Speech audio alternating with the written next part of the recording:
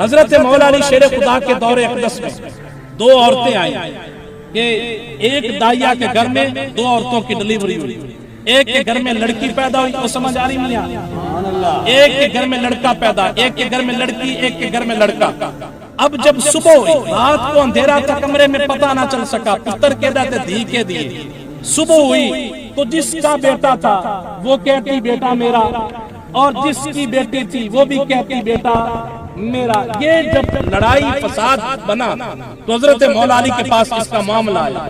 حضرت مولا علی شیر خدا نے فرمایا ایسا کرو، دونوں عورتوں کا دودھ، دونوں عورتوں کا ایک ہی مقدار کے مطابق لو اور اس کو تولو، اور جو نتیجہ ہے وہ مجھے بتاؤ۔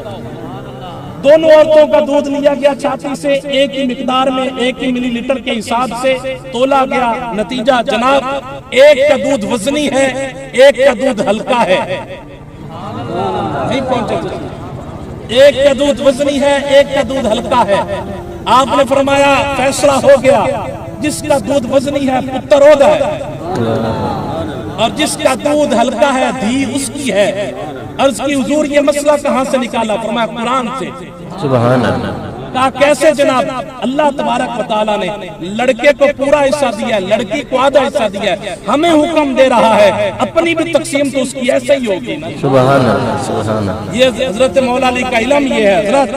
حضرت مولا علی فرماتے ہیں اگر میں الحمد سے لے کر ولضالین تک، الحمد سے لے کر ولضالین تک صرف سورہ فاتحہ کی میں تفسیر کروں تو حضرت مولا علی فرماتے ہیں اتنی کتابیں بن جائیں کہ 70 اونٹ ان کتابوں کو اٹھائیں۔